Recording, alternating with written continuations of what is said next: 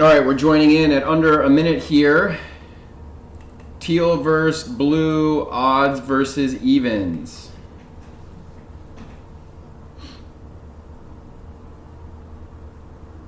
So to start, we can see the numbers pretty easily. 25 is coming in last, coming with a lot of speed here.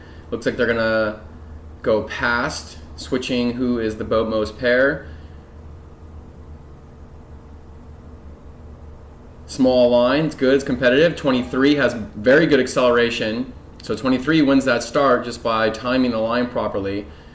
22 and 21 are 23 and 24 were over early. 23 does a good job of getting control of 24 to keep that pair.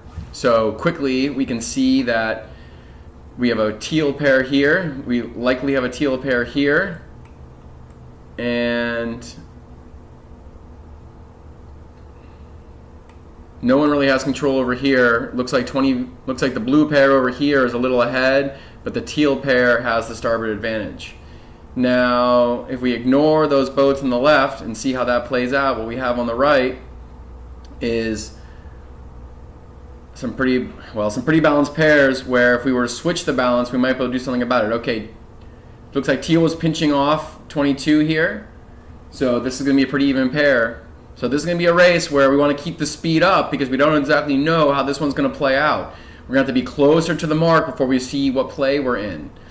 It's too early to do a pass back or take any action. All right, blue solidly has the pair in the middle. Teal solidly has the pair on the right. Let's check in on the left. Maybe, if the camera will zoom. It will not zoom. Okay, so we're not going to check in on the left.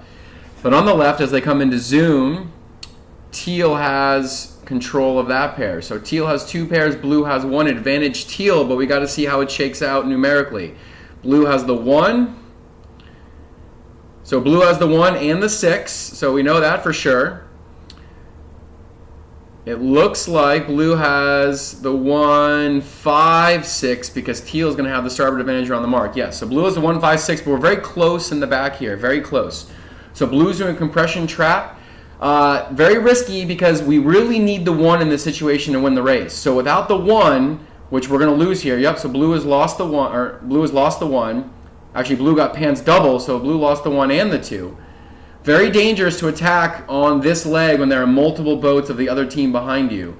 You don't really have a good defensive strategy once the compression trap is complete, whereas at the leeward mark, your defense is the fact that when you're ahead, you're upwind. All right, so we're heading downwind here. Teal solidly in control, but racing is still close. Teal has the 1 right here, potentially the 2, but this is close enough that teal is having to engage. With this boat free and clear, 26 may become a threat. We'll see how this plays out.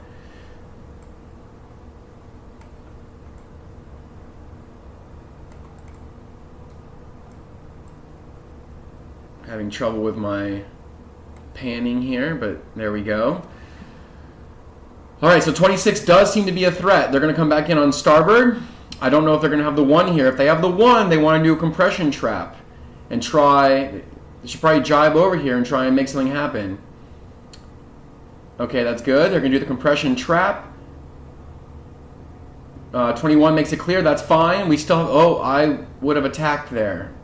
We need to. Ooh, I don't know about that. 23 and 24. Yep, we're spinning. 24 is spinning. Okay, that's right. All right, so teal ends up on a close run with the 1, 4, 5. So now this back boat here should be gapping, and these boats here have a lot of work to do. The second and third place boats in the blue team need to be double teaming the fourth place boat on the teal team to try and slow them down. Combating that compression should be the fifth place boat on the teal team right here, slowing down the last place boat and creating that gap.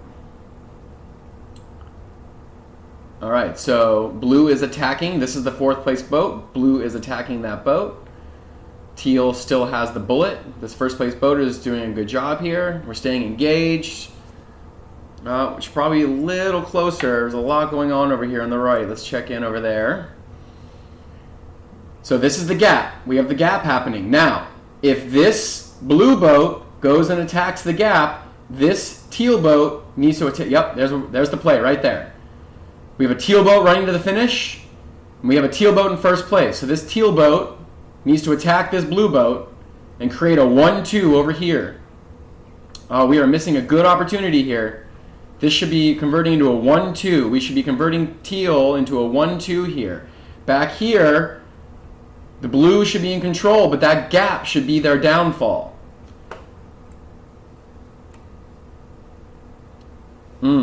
Definitely missing the mark right here. Yeah, this first place boat, we're not even engaging. We got an issue here. All right, so now we're going to come together and we're going to be very even because we didn't execute a pass back. This is all going to be even. See, this boat here is in third place, barely, just hanging by a thread. But if we would have had help from our teammate here, we might have been able to be in second place. We should have been 1-2. Now, going into the finish, as long as this boat can cross the line, we're going to be okay, but this is very dangerous. All right, so blue is starting to convert here. Looks like blue has the 2, 3, and the 5.